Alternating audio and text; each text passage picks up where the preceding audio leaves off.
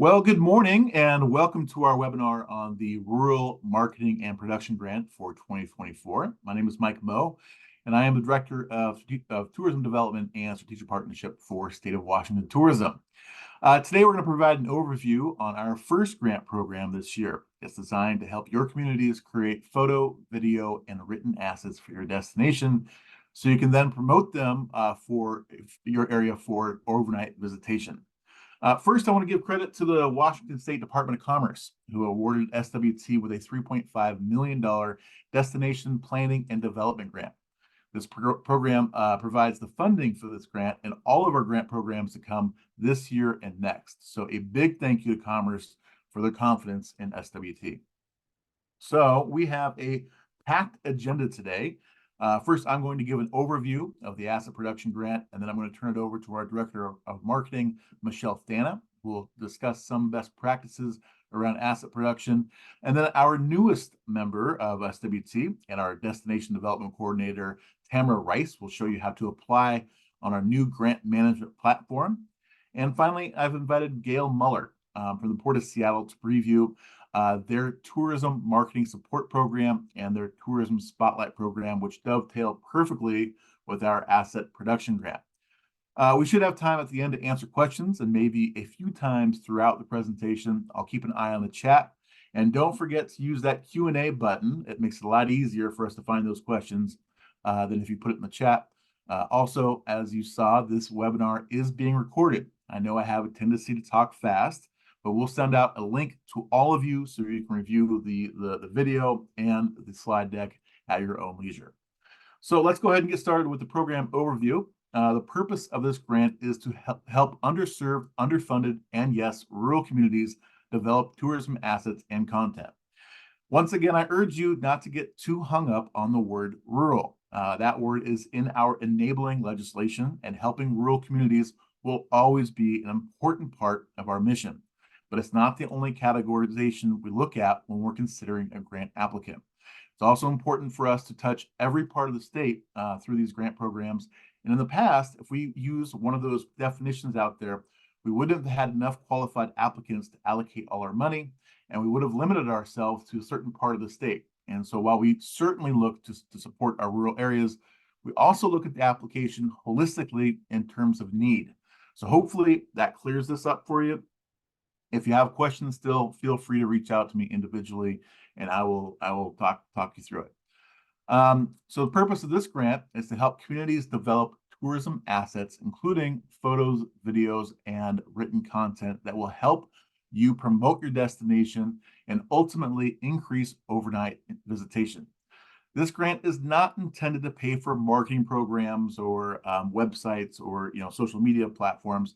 However, Gail from Port of Seattle later will discuss their grant, which is intended to help for the actual promotion of your area. The grant that we're talking about today, our grant, is really to give you the building blocks needed for destination marketing.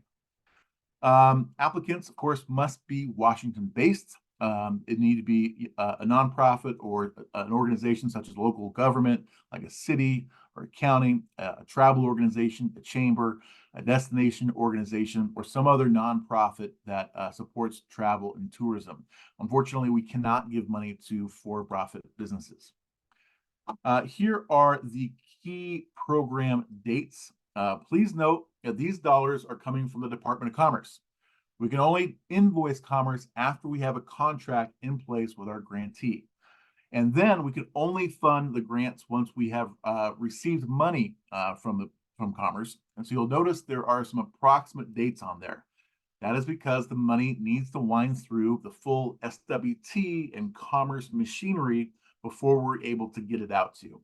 However, we will get it out as soon as possible, but just know that those dates are not set in stone. One other thing I should note up to $50,000 will be awarded for each grant. Matching funds are encouraged, but not necessarily required, and we have $355,000 total dollars for this program. Make sure you include usage rights in your budget for your organization and SWT if you're applying to create photo or video assets. Michelle will touch on that later on. One other thing I should note is that if you apply for this grant, you are not precluded from applying to any of our other grants. You can apply for more than one. Just keep that in mind. Though it's not necessarily in our grant criteria, we do love to see collaboration with other stakeholders, including and especially your DMOs, chambers, tribes, local government, and land managers. One thing that is part of our criteria, which I'll show you in a second, but we want to see how you plan to show that your community is welcome to all visitors. Just keep that in mind. Now, to put the fun in federal funding, we'll talk about some of the rules here. As I've mentioned before, this money is federal grant money. So there are more stringent rules on the money than what we've given out previously. First of all, keep in mind when you're using federal grant dollars, they are federal grant dollars all the way from the federal government down through Commerce, through us to you until they hit the business or subcontractor you use. So the rules do not change all the way down that line. First of all, you and any subcontractor you use will need a UEI number. That is a unique entity ID number, which you can acquire for free at sam.gov. That's sam.gov. Literally just put that into your search bar and it'll come up and you can apply for free. However, it does take a little time for that application to go through and for you to get that number. So if you don't have one yet, I wouldn't dilly-dally. I'd go ahead and get that number and make sure your subcontractors get that number. Your subcontractors must be billed on a reimbursement basis. So you'll pay them after they do the work and send you an invoice. So remember to keep that in mind when you're creating an RFP or you're searching for applicants for your business there. Every dollar that you spend needs to match a receipt. We will provide you with a reporting template, which I'll go through later, but you really need to keep track of every dollar. It's pretty unlikely, but you would be subject to federal audit if that came up. So just keep in mind, you want to keep track of all the dollars you spend. Finally, dollars cannot be used for staff salaries.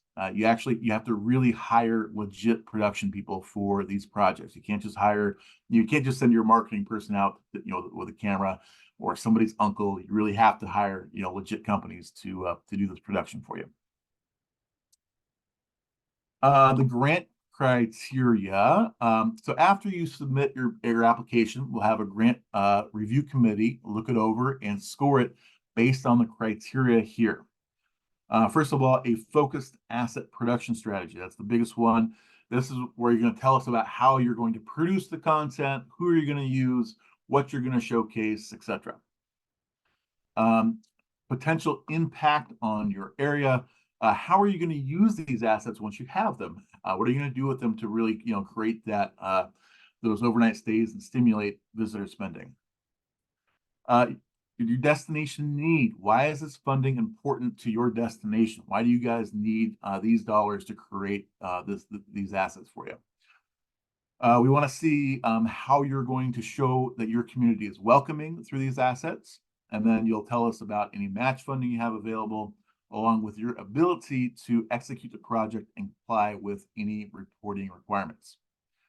So I know that was a lot of information. I'm going to stop there. I know that there might be some questions out there. I'll go through the chat here in a second. And then I'm going to introduce Michelle, our Director of Marketing, and she's going to cover our best practices and usage rights. And then while she's presenting, I'll look at in the chat and see if there's questions that we can answer before moving on. So Michelle, go ahead and take it away. Thanks, Mike. Good morning, everyone. I just wanted to cover some brief and basic tips for best practices as you are looking at what kinds of content you might propose to create with this grant and looking for producers for the content, whether that's photo and video or written content. The first thing that I want to talk about is just really defining the need that you have for this content. Really think about what attracts visitors to come to your area and stay overnight. What are those most important things you want to highlight? I encourage you to think about assets that you already have. And if there are any assets that you already have that you can use, think about how those are going to fit together with what you're creating through this grant. I also encourage you to think about your seasonality. Do you have specific needs at specific times of year? And how can you plan this project to create assets that will showcase that time of year? As you're starting to think about sorry, Mike, I'm still on the slide one.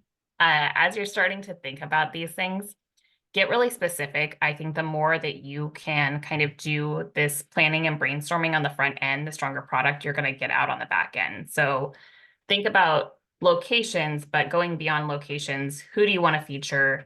What do you want them to be doing? What time of day do you want to make sure is included? Again, going back to that seasonality, what time of year are you thinking about? What experiences are accessible at what time of year? And just getting as specific as possible in your planning process. As you do that, start to build out a shot list that's going to prioritize your most important shots. This is sort of specific to photo and video, and I'll talk a little bit more about written content later. Mike, if you want to pop to the next slide. So then as you've really kind of defined your need and what you're hoping to gain out of this production project, it's time to start looking at different vendors.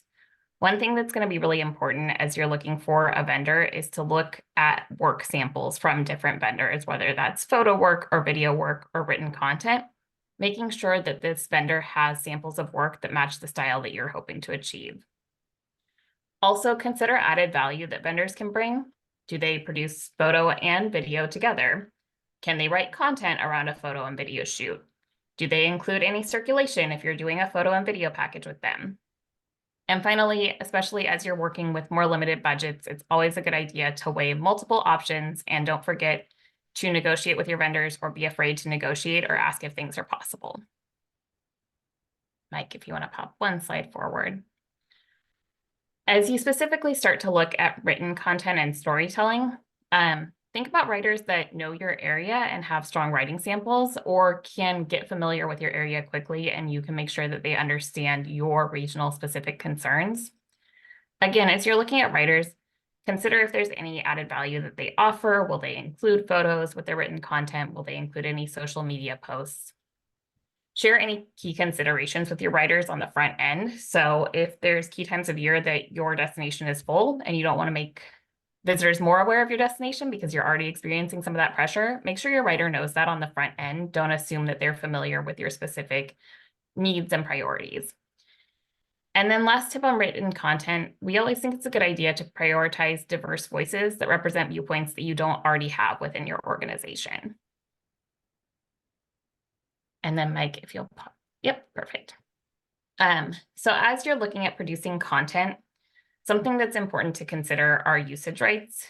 Usage rights specify where these assets can be used and by whom and over what period of time. When you're purchasing photos, it is often for a specific period of time, particularly if those photos are going to be used in advertising. You want to be getting as long and as many rights as you possibly can. Ideal rights are going to look like usage rights for third parties in perpetuity, so that you can share those photos. You can use them within your organization, but you can also share them with meeting planners, tour operators, journalists that might need photos of your destination. And I think I have one more slide. Make sure that as you're going through negotiating processes with different vendors, you're confirming rights for your different assets, whether that's photo or video or written content. And not just the assets themselves, but also be aware of if your producer is bringing in talent or cast or people to be in your photos or videos, that you confirm rights to use those assets are confirmed with that talent as well. And the same consideration applies to any music that is part of your assets. And again, it's always a good idea to negotiate. Vendors understand a lot of times when they're working with destinations and smaller destinations that we have limited budgets. And if you ask, they often are willing to do a little bit more for you. We also want to make sure that State of Washington Tourism can use these assets as well to promote all of your destinations through our statewide marketing efforts. So that's really important for us that you're getting those extended rights for assets produced under these grants. And I think that's it for me. I know Mike said he talks fast. I know I talk really fast. So if anyone has any questions, feel free to let me know. Thank you, Michelle. Okay, so I've got a few questions here that I'm going to answer before we turn this over to Tamara to kind of walk you through the application process. We got some things in the Q&A and some in the chat. Thank you for those who use the Q&A. That's much easier. Guy asks, can you give a little more detail on the focused asset strategy? Yes, this is really where you're telling us your plan on what you're going to do. Again, we want to see that you have a plan. that you know what you want to showcase, who you're going to use, like a production company or photographer or videographer or whatever it is, and just really kind of showing us that you've really thought this through and um, what you do with this money. Murray asks, I represent a for-profit destination marketing agency that seeks to support a destination with content and production. In case we can support a destination subcontractor with the grant process, but cannot apply directly. That is correct. You would want to have a destination use you as a subcontractor. Unfortunately, we cannot just hire you directly through this grant. Can staff be hired separately as independent contractors without being compensated at the same time by the organization? I would say yes, if they have like a LLC or some sort of production company that could apply for a UEI. I mean, I don't see why not, but that's a special case. Does the content need to be evergreen? Are bloggers, influencers allowed? Yes, as long as it's content. I think you could do bloggers and influencers. I think the more evergreen your content is, probably the more valuable. I don't know. Michelle, what do you got there? Yeah, I think, again, Mike kind of went over the weighing structure for the grant, but we're looking to help people build assets that they can use over time rather than probably something that's tied to like a single weekend event. But there might be ways to think about including that in your overall strategy. Is raw footage rights beneficial as well? Yes. Yes. Okay. Would you have a sample for us to use as best practice for usage rights?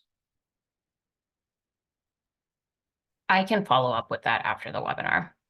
Okay. One thing you should know, we're going to do an FAQ. All of these questions will go onto an FAQ that we'll have on our industry website, which Michelle, you mind popping that in the chat, our industry website. We have a grant page there where we'll have an FAQ that we'll kind of be adding to as we go through this.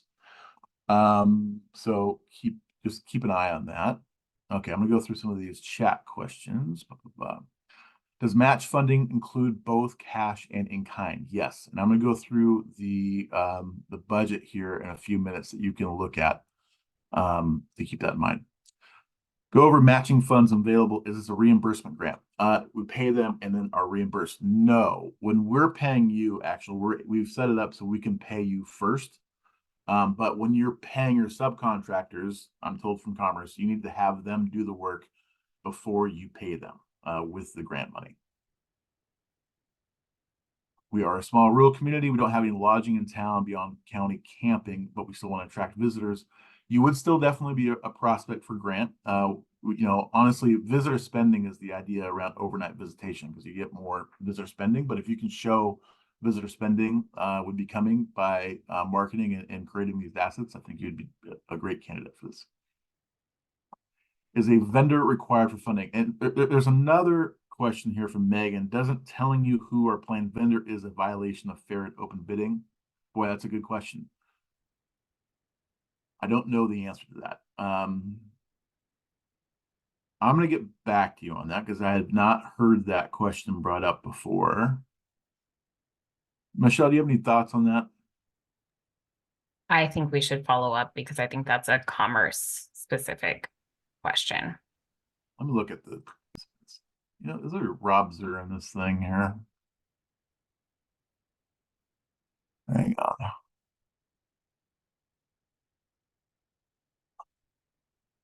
No, he's not. I was hoping we have somebody from Commerce on that we could maybe have that answer. Megan, that's a really good question. I'm going to get back to you on that, and Sean on the vendors. And so just I will include that question in my follow-up email. So thank you for that question because that's a good one. Okay, so we're going to go ahead and keep moving. And Tamara, if you want to jump on here, we will have you. This is Tamara, everybody. She's our new destination development coordinator, and she's going to walk you through how to use our new grant management platform. We're very excited about that. And if you have more questions, I'll be answering them later on. So take it away, Tamara. Thank you so much, Mike. First, I want to say how excited I am to be a part of the SWT team and to support our grant applicants. Also, I wanted to let you know that the link for each of these grants will be living on our SWT Destination Development Grant Opportunities page, and each grant will have its own specific link. So I'll share my screen with you here. So like Mike said, this is a new platform to us. So it's a new platform to you too. So you'll be a new user. And so the first step you'll do is go ahead and set up an account for yourself. So what I wanted to point out is the email address that you use here will receive a 6-digit passcode once you create your account. So I already have an account set up, so I'm going to move on over to that area. So the next step you have is to create your new organization. So if you are not a 501c3, you'll want to unclick this little box here and then go on into create new organization. So again, I've already created my organization, so I'll take you through those steps here. So we'll need your organization's legal name, and like Mike said, we'll need your unique entity ID. Again, here's the sam.gov link if you need to register for that. And also we'll need your EIN number. We'll need the organization's mailing address and a primary contact. We would like to have more organization contacts listed as well. You can add up to 3. If for some reason you don't have another contact, these 2 fields are required, so go ahead and enter NA in those. And then do you have a destination marketing organization you'd like to include? Go ahead and include that here, and then your date. And then the next screen you'll see is the program information. And a lot of this information is what Mike just went over. I really want to bring to mind for you to really look at the rules to keep in mind here. Like Mike said, organizations and some subcontractors all need to have UEI numbers. Grant dollars cannot be used for staff salaries. Subcontractors must be billed on reimbursement basis. Dollars, I think we already got that in there. Dollars can't be used for staff salaries. And every dollar spent needs to match up with a receipt. So those are really important to pay attention to. Also at the bottom is my email address if you need to ask additional questions. And this contact information will be at the end of our webinar as well. And so the next step is eligibility. So let's go ahead and click on in here. And so your organization does need to reside in Washington, and businesses are not eligible to apply for this grant. But we do encourage you to partner and collaborate with stakeholders. If you need additional clarification, again, email me for some additional clarification. So let's see, I'm going to check my eligibility, and woohoo, I get to start applying. So also I want to show you here at the top of the screen, there are 3 little heads for the application, and you can add collaborators in here. Keep in mind that you always need to have a lead applicant. You can change the lead applicant, but the lead applicant is the only one that can invite collaborators. And if somebody leaves their role and you need to remove them, you can do that as well.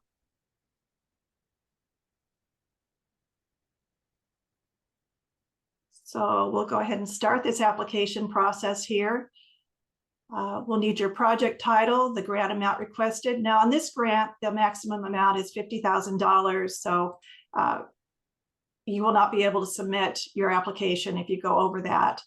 We'll want the total cost of what you're estimating this project to cost, and enter project category.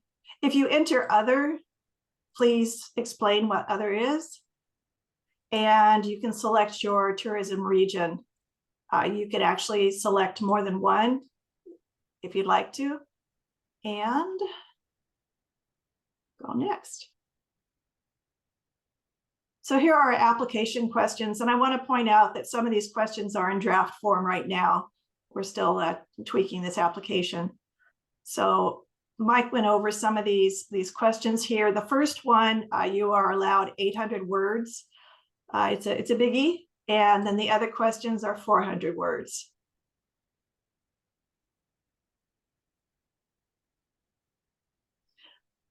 As Michelle was talking about the photo and video usage rights, it's a very important question to answer here. Do you have the photo and video usage rights for SWT and applicant included in the project budget? So next, your supporting documents. We'll need your EIN verification letter and your UEI verification letter. The contact information for IRS is up here at the top, and here's sam.gov again. We'll also need a W-9 form and a detailed project budget. Mike will be going over the budget information and the template at the end of the webinar here. We will be housing these W-9 forms and the SWT grant template on the grant opportunities information page as well. We'll need to know your organization's annual budget and annual marketing budget.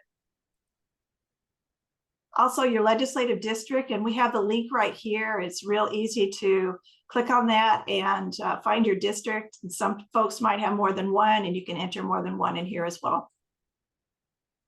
Optional documents, you can enter, submit portfolio of potential contractors, draft RFPs, bids, quotes, etc., and just upload your files here. Now, this grant is not requiring a letter of recommendation, but we highly encourage you to upload letters of recommendation. You can upload up to 3 references, contact information, and your letters of recommendation here. And finally, we are at the application agreement and signature. I wanted to let you know on the legislative district, that is where your organization is located, not where the contact is residing. So back to the agreement and signature here. This is not a contract. We want to make sure you know that. You're just agreeing to the criteria of this application. If you are awarded a grant, you will be receiving a final contract, and that will be what you would sign. So I'm going to save this draft and exit. And because I didn't answer a lot of questions here, there's a lot of red here. That's where you would need to go back and review. It's just showing you you've missed something. You can review your application before submitting it. And I'd encourage you to review it very well, because once you submit your application, it is uneditable. And if I was to try to submit it right now, it's not going to allow me to because there's so many red marks there. So also we'll have a WiseHive FAQ for the WiseHive application platform. We're still working on that, but we'll have that on our grant opportunities webpage area as well. So I think I'll stop sharing my screen at this point. And I want to thank you all for being here. And if you have any questions, please reach out to me at my email address at the end of the website webinar. Thank you. All right. Thank you, Tamara. Great job. And you'll be able to find that link when the grant opens on our industry website, the grant programs. Michelle put it into the chat. So again, on February 1st, we'll have that opened up so you can go to that link there. I'm going to go ahead and just go over the budget template just so you can see what it looks like. We'll encourage you to put this in with your application. Now, I will say that Megan's kind of thrown me for a loop here with the vendor thing. I'm checking in with the commerce, so this might be more not quite so specific as far as who you're using, but let me get clarification on that. However, we will want to see some sort of budget for what you're doing. So in this example, you see that we have you're asking for $13,000. You're doing a photo shoot around a river rafting trip. The anticipated budget for the photography is $10,000. That's the tourism grant expense. So the funding that we're going to give you, you'll be reimbursing towards that, along with the river rafting company, the catering for lunch you're going to do yourself, and then you have $500 left, so you'll use that for tourism grant expense, but you'll pay for $2,000 of the talent, and so you'll turn that in along with your application. Like I said, this vendor thing, we got to figure that out. So we'll let you know. But we'll get clarification on that, and if we have to, we'll do another webinar or something just to make sure that you guys have the information you need, or we'll have it at least on our website so you'll know. One other thing I wanted to show you right quick was, let me stop sharing. Was the expense tracker that you'll have during once you get the money. So once you get the money, this will be your tracker that you'll keep track of the money. Now you will have a specific vendor. Now you'll have their UBI numbers. You'll have the activity dates, invoice when it's paid. You'll see that you went a little bit over budget on the photography, and so you know the grant's going to pay for $10,000. You're going to pay for the rest of it. We do have this in kind, you know, so maybe the Ozuna River Raft Company, they're like, hey, we're going to give you a deal on this because you're showcasing our river rafting in your assets. So we're going to only charge you for half. So that the other half of that is in kind expense. That you're showing that you know, that's in kind there. So this is you'll have this to track your expenses kind of throughout the year. One other thing I want to mention, that we will have a mid-year report due that Tamara will follow up on with you, and then we'll have an end-of-year report, and this will be part of those reports. Also, Tamara will check in with you by phone for those grantees quarterly, and so we'll have lots of touch points, try to keep you guys hopefully up to speed and making sure that you're on track, and if you have any questions, we'll be available. So, is this grant platform different from last summer's? Annette, yes, it is. Through this, the money we've got for commerce, we had some operational money that we were able to purchase a grant platform. This will hopefully be even easier to use, and it'll keep everything, all your information secure. And so that's the idea behind the grant management platform. I answer a couple of questions. We're actually doing pretty good for time. So I'm going to answer a couple more questions here.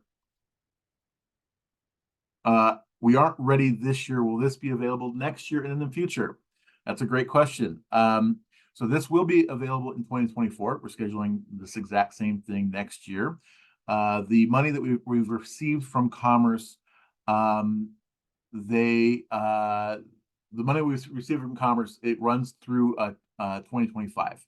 Now, I will say this is standard stuff for a state DMO. You know, this is why we ask for money every year and trying to get, you know, a more steady stream of investment from the state so we can provide the service to our industry. And so hopefully this will be something that we'll be able to continue moving forward, but we'll see how it goes over the next legislative sessions. Does this need to be new work, or can it be used to reimburse for existing projects within this last year? No, this needs to be new work. Good question, Andy. When the link is open, can we get a PDF of the questions in advance to start working on a narrative? Deb, that's a really good question. I think we could probably add that to our industry, our landing page on our industry website. We can do that. Tamara might want to write that one down. We want to make sure that cities can apply for the grant. So you can apply if you're a city.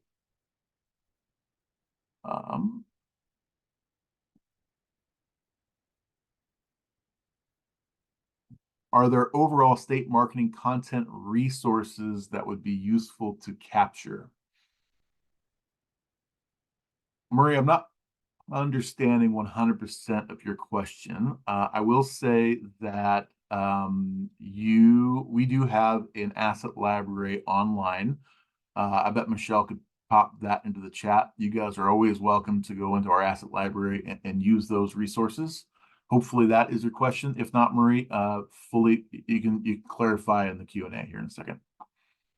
Do content creation vendors also need to be from Washington? No, they do not. You mentioned that this is not intended for social media platforms. Is there a grant intended for promoting tourism through social media?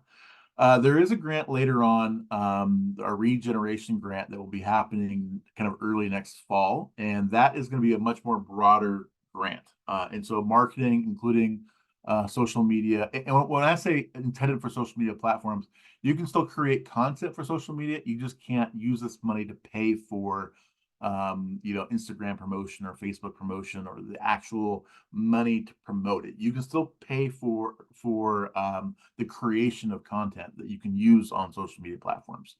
Hopefully that is more clear there. Could a for-profit media organization apply for this grant if it partners with a local 501c3? The local 501c3 would have to be the one to apply for the grant and then contract with you. Also, I've got an answer just back from Commerce. So I want to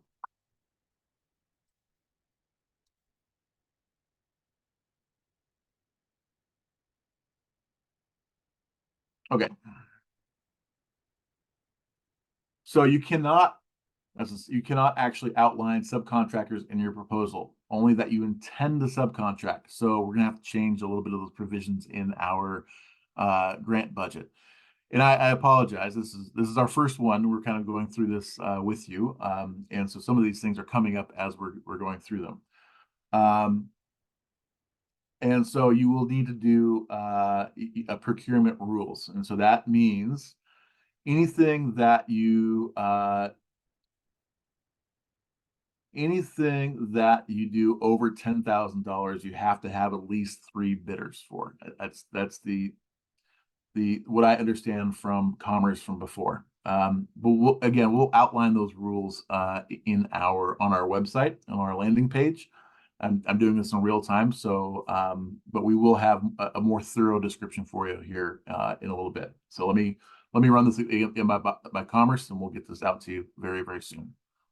And Michelle's put the asset library into our chat here. I've got a couple other questions from the chat. Are ports eligible to apply? Yes, they are. You can apply for your port.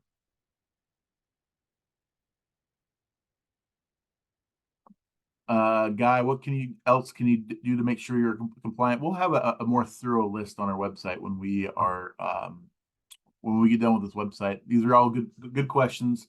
We'll just make sure that we're kind of buttoned up with Commerce. I don't want to give you wrong information. So we'll have a more thorough description on our website.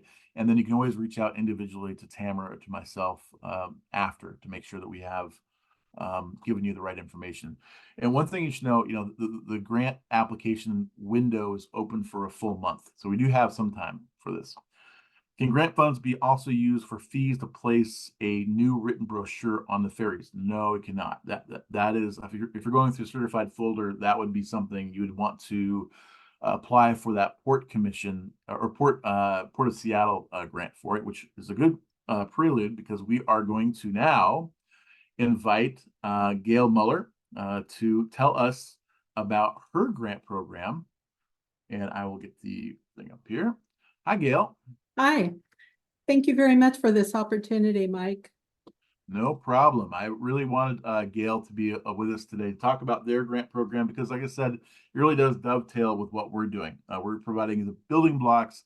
This is a program that you can actually receive funding to promote your area. So take it away, Gail.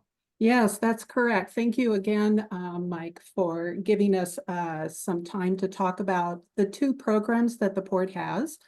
One is the Tourism Marketing Support Program. Whoops. Back to the other one. Sorry. Thank you.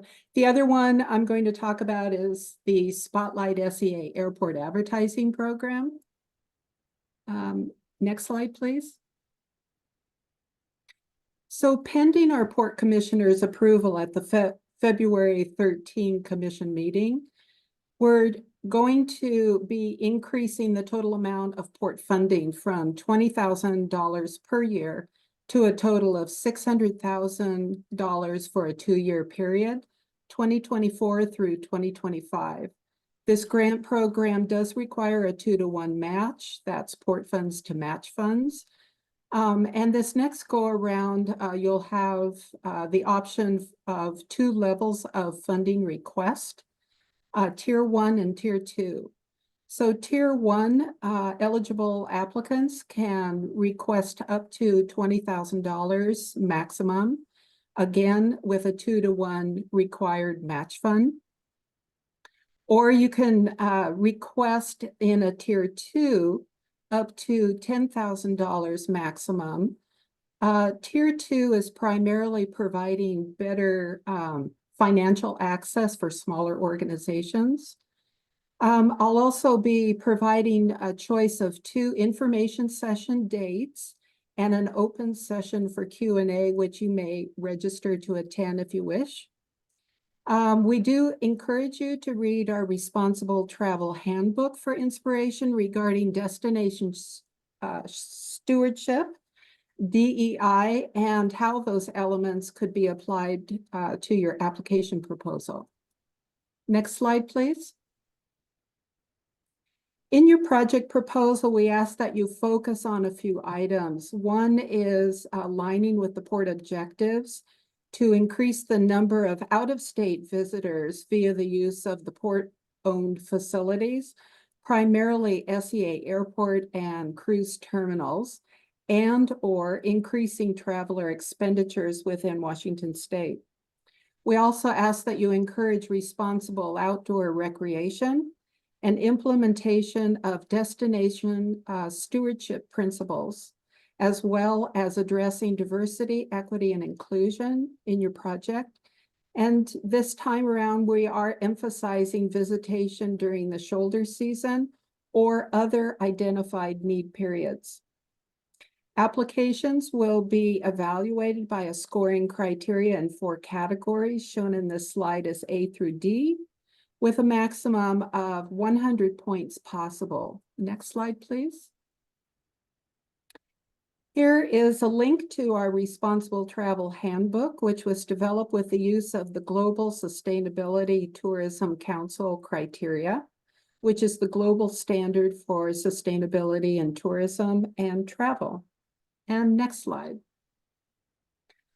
Our 2024 through 2025 Tourism Marketing Support Program schedule. Here's the proposed schedule. As I mentioned, pending the Commissioner's approval on February 13th, we will launch the application process on the next day, February 14th, via email, updated website, and press release. The deadline for all submittals of the application form and project proposals is no later than 2 p.m. on March 28th. Thereafter, the Review Selection Committee will review each application and will select the awardees in mid-April. After that, we'll start the process of executing all individually awarded organizations, their contracts. And please note that there is a requirement for a final comprehensive report, and the payment for all port funds is contingent upon a final report approval. Next slide, please. So here are some examples of past projects. This one is from the Nordic Museum and the Seattle Good Business Network. Next slide. And also, these are some projects including diversity inclusion in their marketing campaigns by organizations such as the Young Women Empowered and Experience Olympia and Beyond, as well as Whidbey and Camano Islands Regenerative Travel Marketing Project. And next slide, please. The San Juan Islands Visitors Bureau, collaboration with Black Travel Alliance. And next slide. Our other program is called the Spotlight SEA Airport Advertising Program. And this program provides eligible organizations statewide the opportunity to advertise their destination or visitor attraction to SEA airport travelers for 1 quarter. Currently, there are 26 available signs per quarter. Priority is given to the 6 neighboring cities listed here in the slide. The next application opportunity for either Q3 or Q4 of 2024 will launch this coming March this year via email and an updated website. So applications are reviewed and eligible awardees are chosen via a random selection process. And the cost for awardees are twofold. The first one is directly paying our preferred vendor, Devil Dog Installations, to print and install your ad. The other one is a requirement from the Washington State Department of Revenue regarding the leasehold excise tax. And next slide. Here's our contact information. Please reach out to either myself or Nick if you have any questions or have a proposal that you'd like to talk about a little bit more. So that is my presentation, and back to you, Mike. All right, thank you. Thank you. Okay, so let's see. I should start my video here. Just to answer a few more questions, Keith asks, can you please explain the social media distinction again? Social media content production, yes, but blank, no. So what I'm saying is you can produce content. Okay, so you can, video, written content that you can use for your social media, yes. But you can't pay for our, social media boosting like Facebook ads or, boosting your Instagram ads. I don't know. Michelle, do you have a better distinction there? Yeah, so I think, and Mike, you can correct me if I'm wrong, but you could be paying to produce content that you share on social media, but the primary purpose of the content is not social media. Like you're not hiring a community manager with the grant. You're producing content that can be part of your social strategy, but also be used in other places. Right. And you can't pay for ads. That's the idea. What's the URL for more info on CTAC grants? Port of Seattle grants, and I can put that in the chat here in 1 second.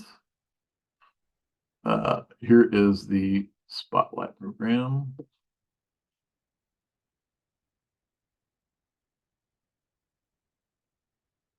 And here is the And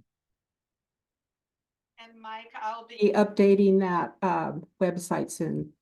okay, but those URLs are there in the chat for you. Okay. Hopefully, Keith, we've answered your question. Could a city leverage staff time money as match, i.e. staff? No. I mean, the idea is that you need to have a vendor who's doing it.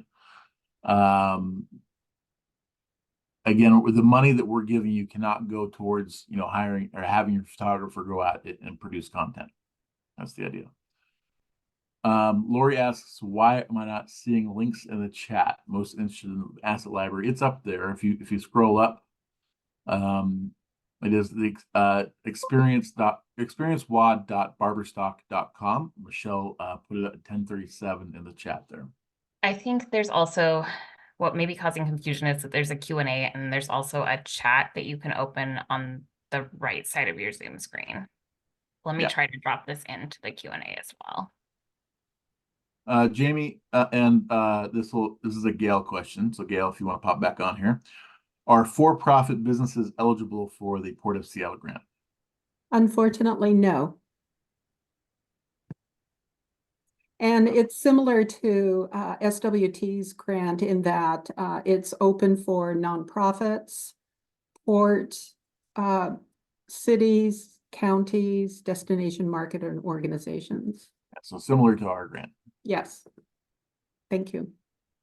For the plan, does it need to have a central theme like outdoor recreation, or does it need to be just based around the whole community? It's really up to you. Whatever your we're not prescribing a theme for you to attract visitors. Honestly, I'd always encourage you to figure out your prime asset and then create your production around your prime asset. But that's just me. So if it's outdoor recreation, do that. If it's museums, that's a whole other thing. So, but we're not prescribing that. Kristen asks, how do you get your login for the barber stock?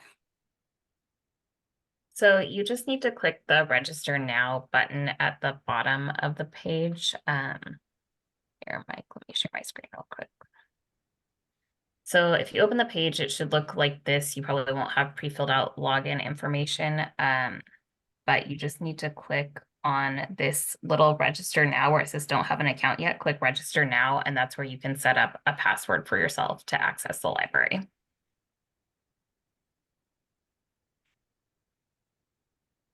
Thank you, Michelle. All right, I think we're running out of questions here. Well, hopefully you guys have all found this helpful. Again, Julie, I just put the port URL in the chat there. It's just, and if you just go to the Google bar and you Google Port of Seattle tourism marketing support, you'll find it. It'll come up real fast for you. Again, thank you all very, very much. I will be following up with email. I think in my email to you all, I will have a better idea around the vendors. It seems as though you cannot have your vendors necessarily pre-selected before you apply for this.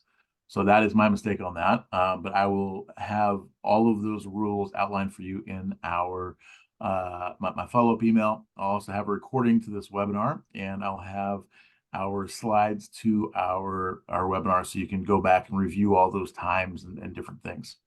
Don't forget to keep checking back on our industry website. Also, if you have not registered for our monthly newsletter, please do that. You can also do that on our industry website. And we thank you so much, and we look forward to working with you all and producing those amazing assets for your incredible destinations throughout Washington State. So again, thank you so much, and we'll be back here in 1 week to talk about our sports incentivization grant. Amazingly, that's just 1 week away. So we hope to see you guys on that one as well, and throughout the next coming months as we release these grant programs. Thanks, guys. Have a great day, and we'll see you soon.